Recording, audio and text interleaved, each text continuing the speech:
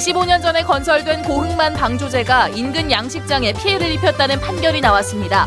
대법원이 최종적으로 이를 인정하면 어민들은 피해 배상을 받을 수 있게 됩니다.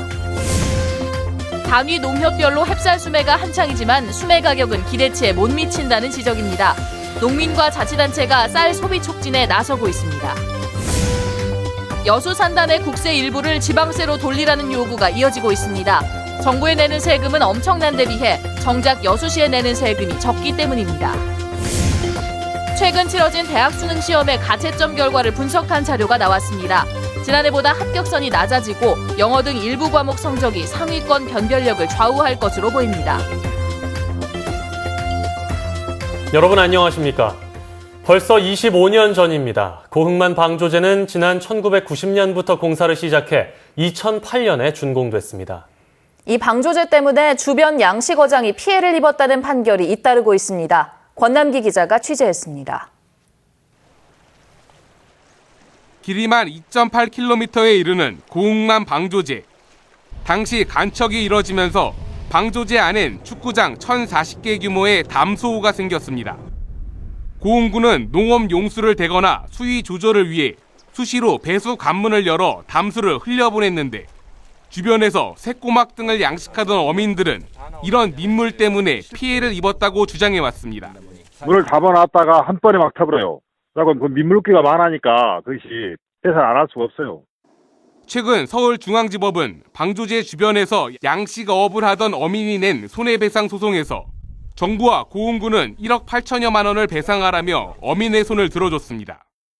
고흥만 방조제에서 배출된 담수가 주변 양식장까지 흘러가면서 수중 생태계에 큰 영향을 미쳤고 이는 생산량 감소로 이어졌다는 겁니다. 고흥군은 항소를 검토하고 있지만 앞선 판결 역시 사실상 어민들의 승소로 이어져 뒤집기는 쉽지 않아 보입니다. 현재 고흥 지역 10개 어촌계 등이 정부와 고흥군을 상대로 제기한 100억 원 규모의 손해배상 소송에서도 어민들이 1심과 2심에서 잇따라 일부 승소하고 있습니다. 고흥만 방조제 담수 피해를 둘러싸고 관련 소송이 8년 넘게 계속되는 가운데 이어질 대법원의 최종 판단에 따라 거액의 피해 보상 여부가 결정될 전망입니다. MBC 뉴스 권남기입니다. 여수세계박람회 사후활용추진위원회가 오는 2017년 UN 기후변화협약 당사국 총회를 여수에서 개최하는 방안을 구체적으로 검토하고 나섰습니다. 여수세계박람회 사후활용추진위원회와 동서창조포럼은 내일 열리는 세미나에서 기후변화 문제에 대한 관심과 국제적 대응 상황을 알리고 2017년 제23차 당사국 총회 여수 유치 가능성을 타진할 계획이라고 밝혔습니다. 사후활용추진위원회는 기후보호 시범도시인 여수에서 당사국 총회를 유치하면 관련 국제회의와 산업기술전, 학술회의 등을 통해 3만여 명의 국내외 인사가 참여할 것으로 예상되며 여수가 국제도시로 도약하는 계기가 될 것이라고 밝혔습니다. 제1호 국가정원인 순천만 정원에 람사르 동아시아 지역센터가 들어섭니다. 순천시는 경남 창원에 설치돼 운영되고 있는 람사르 동아시아 지역센터가 내년부터 순천으로 이전됨에 따라 센터를 국가정원 국제습지센터 건물에 설치하고 다음 달 환경부와 협약을 맺은 뒤 내년부터 본격적인 운영에 들어갑니다. 람사르 동아시아 지역센터는 동아시아 17개 나라의 람사르 협약 이행 업무를 담당하는 기구로 지난 2008년 창원에서 람사르 총회를 개최한 뒤 경남도 산하기구로 유치했지만 센터의 독립적 운영에 대한 람사르 사무국의 요청에 따라 환경부가 공모 절차를 거쳐 순천시를 협약 체결 대상으로 선정했습니다. 요즘 지역의 각 단위 농협에서는 쌀 수매가 한창입니다. 애써 기르고 수확한 쌀을 내다 파는 지역 농민들은 수매량도 수매량이지만 농협 수매 가격도 기대치에 미치지 못해서 시름이 깊은데요. 자치단체들이 지역 쌀 소비 촉진을 위해 나섰습니다. 김주희 기자의 보도입니다. 광양시 광양읍의 한 농협 종합 미곡 처리장입니다. 지역 농민들로부터 수매한 원료곡들이 저장고를 빽빽히 채우고 있고 야대까지 쌓여 있습니다. 올해 광양 지역에서 수확된 햅쌀은 평년 수준에 비해 10%가량 늘어난 8,800여 톤. 하지만 농민들은 풍작을 이루고도 시름이 깊습니다.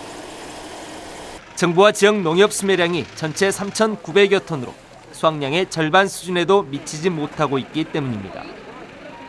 여기에 농협의 잠정 수매 가격까지 전년 대비 7,000원이나 떨어진 40kg 한가마에 47,000원에 그칠 것으로 예상되면서 농민들은 허탈감을 감추지 못하고 있습니다. 앞으로 어떤 비전이 없습니다. 그렇지 않습니까? 농가 부채는 연말되면 또 갚아야 되고, 전체적인 면에서는 작년에 평년에서 수입은 계속 떨어져 가고 있고, 물가는 오르고, 그 부분이 지금 굉장히 힘이 듭니다. 농촌에 살았다는 것이 참 후회가 돼요. 지금 저희는 오로지 땅만 파고 몇십 년 산 것이 후회가 됩니다. 사정이 이렇다 보니 자치단체도 지역 쌀 소비 촉진을 위해 팔을 걷어붙였습니다. 평양시는 올해 예측되는 쌀 잔량 1,800여 톤의 소비차를 확보하는 데 행정력을 모으고 있습니다. 외지에서 들어오는 쌀을 3분의 1로 줄이자, 이렇게만 하더라도 우리 지역에서 생산되는 쌀은 전량 소비가 가능하다, 이렇게 생각을 하고 있습니다. 그래서 특히 다량 소비처에서 외지 반입쌀을 많이 사용하고 있다는 것을 저희들이 알고 있기 때문에 한해쌀 풍작을 이루고도 수익 개방 등 외적 요인으로 결실의 기쁨을 누리지 못하고 있는 지역 농민들. 자치단체 차원의 지역쌀 소비 촉진 운동이 어느 정도의 성과로 이어질 수 있을지 주목됩니다. MBC 뉴스 김주희입니다. 며칠 전 경찰의 물대포에 맞아 쓰러진 농민이 아직까지 의식을 되찾지 못하고 있습니다. 전국의 농민들은 왜 서울로 향했고 또 왜 그렇게 울분에 차 있었을까요? 양현승 기자입니다. 벼농사, 올해 풍년입니다. 전국적으로 벼 재배 면적이 2% 줄었지만 생산량은 8만 톤이 늘었습니다. 박근혜 대통령이 지난 대선 당시 21만 원 보장을 약속했던 80kg 쌀 한 가마니 값은 13만 원대까지 떨어졌습니다. 올해 벼농사는 그런데 수확이 잘 났는데요. 이 가격 때문에 아주 농민들이 일을 먹고 있어요. 농민들은 쌀값 하락의 원인으로 과잉 생산된 쌀보다 정부가 밥쌀용으로 수입하는 쌀을 꼽습니다. 재고쌀이 136만 톤이 있는 상황에서 정부가 밥쌀용 쌀을 수입하겠다고 선언하니 쌀값은 오를 수가 없다는 겁니다. 잇따라 체결된 FTA를 넘어 정부는 단순히 국가 간 자유무역이 아닌 광역 단위 자유무역인 환태평양 경제 동반자 협정 TPP 가입 수순을 밟고 있습니다. FTA로 얻어진 이익금을 피해를 보는 농업에 지원하는 무역이익공유제를 그렇게 요구해도 도입하지 못했습니다. 농업을 보호하겠다는 정부의 말을 쉽게 믿지 못하는 이유 중 하나입니다.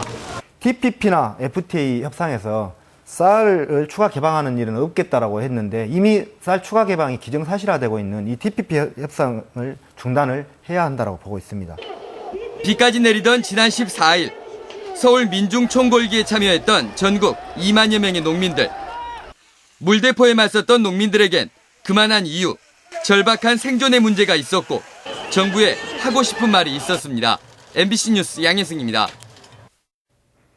검은도에서 수정란 채집을 통해 성공적으로 사육 중인 어린 참다랑어 대량 생산의 기대감이 높아지고 있습니다. 국립수산과학원 제주수산연구소는 지난 8월 여수 검은도 가두리에서 국내산 참다랑어 어미에서 산란한 수정란 25만 4천여 개를 제주도로 옮겨 사육한 결과 초기 대량 폐사 위기를 넘겨 5에서 7cm급 어린 참다랑어 2천여 마리를 생산하는 데 성공했다고 밝혔습니다. 제주수산연구소는 참다랑어가 올 겨울 폐사 없이 성장해 내년도에 완전 양식에 성공하면 5천억 원 규모의 세계 시장에서 경쟁력을 확보할 수 있을 것으로 분석했습니다. 바다 생태계의 가치와 바다숲 조성의 필요성을 짚어보는 여수 MBC 특별기획 다큐멘터리 바다숲 생명의 터전이 내일 낮 11시에 앙코르 방송됩니다. 이번 다큐멘터리에서는 해양 생물들의 터전이 되는 바다숲의 중요성과 기후온난화에 따른 생태계 변화를 되돌아보고 이에 대응하기 위한 국내와 해외의 바다숲 조성 사업이 소개됩니다. 특히 해조류와 해초류 군락을 비롯해 다양한 해양 생물의 생생한 모습을 담은 수중 영상이 공개될 예정이어서 높은 관심을 끌고 있습니다.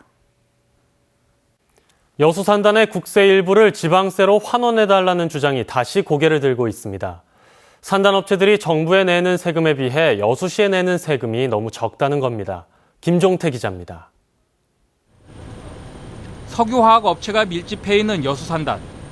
이들 업체들이 매년 나라에 내는 세금만 4조에서 5조 원에 이르고 있습니다. 하지만 여수시에 지방세로 납부하는 금액은 고작 400억 원 수준. 국세의 1%도 되지 않습니다. 여수시가 도로 보수 등 산단 관리에 투입하는 비용만 매년 400억 원 이상 되는 것을 따져보면 지방세가 그대로 산단 관리에 들어가는 셈입니다. 때문에 산단 업체들의 각종 재난사고와 환경오염에 효과적으로 대처하려면 지금의 지방세로는 어림도 없다는 얘기입니다. 여수시가 최근 산단 국세의 10%를 지방세로 환원해 줄 것을 요구하고 나선 이유가 여기에 있습니다.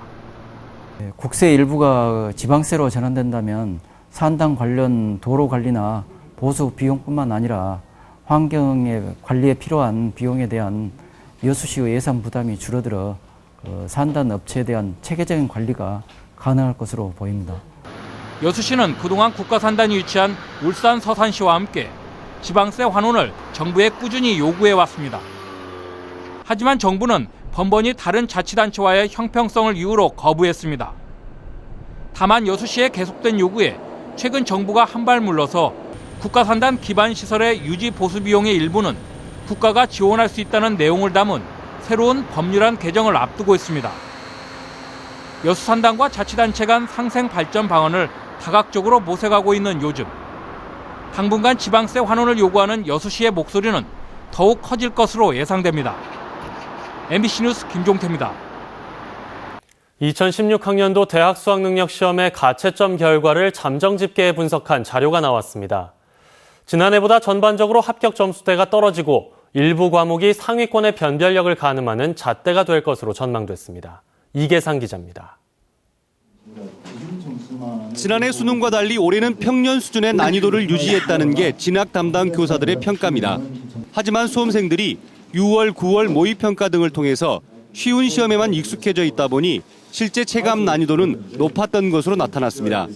가채점 결과를 집계한 결과 원점수를 기준으로 학교별 지원 가능 점수가 문과생은 1, 2점 정도, 이과생은 3에서 5점 정도가 지난해보다 낮아질 것으로 예상됐습니다. 대학별로 정원 감축이 이루어진 상황이어서 합격선은 지난해와 비슷할 것으로 전망됩니다. 이과 같은 경우는 약 5.76% 정도가 정원이 감축이 된 상황이기 때문에 점수가 하락된 만큼 또 정원 감축에 의한 점수 상승이 약간 있지 않을까라는 것을 우리가 예측할 수 있을 것 같습니다. 과목별로 보면 국어 A형과 수학 B형, 특히 영어가 어렵게 출제된 것으로 분석되면서 상위권 학생들의 당락을 판가름하는 변수가 될 가능성이 높아졌습니다. 특히 중상위권 학생들은 수능 점수가 기대보다 낮게 나올 거라는 걱정 때문에 수시로 갈지 정시로 갈지 고민이 커졌습니다. 학교마다 갑자기 한 7, 80점씩 이렇게 심하게 떨어지는 이런 학생들이 있습니다. 이런 학생들이 참 지도하기가 굉장히 지금 일선 학교에서 어렵고, 입시 전문가들은 진학 담당 교사와 충분한 상담을 통해서 자신의 객관적인 위치를 파악하고 맞춤형 지원 전략을 짜야 한다고 조언했습니다. MBC 뉴스 이계상입니다. 자신이 담당한 성추행 사건의 피해 여성을 성폭행한 혐의로 조사 중인 경찰관이 파면됐습니다. 전남지방경찰청은 최근 성폭행 혐의로 긴급 체포된 순천경찰서 소속 47살 A 경위에 대한 인사위원회에서 경찰 공무원의 행동 강령 등을 위반했다며 파면 결정 내렸습니다. 한편 경찰이 검찰 지휘에 따라 지난 9일 A 경위에 대해 불기소 의견으로 사건을 검찰에 넘긴 가운데 피해 주장 여성은 MBC와의 통화에서 성폭행은 실제로 이뤄졌으며 불기소 의견을 이해할 수 없다고 말했습니다. 여수시의 차별화된 도시재생과 관광 활성화를 위한 심포지엄이 오늘 여수 상공회의소에서 열렸습니다. 여수 지역발전협의회가 주최하는 이번 심포지엄은 주제 발표를 맡은 최정한 공간문화센터 대표가 사례를 통해 보는 도시재생과 관광 활성화 방안에 대해, 또 김재호 인하대학교 관광경영학과 교수가 여수시 관광종합개발계획을 중심으로 한 관광 로드맵을 통해 창조적인 도시재생에 관한 해법을 제시했습니다.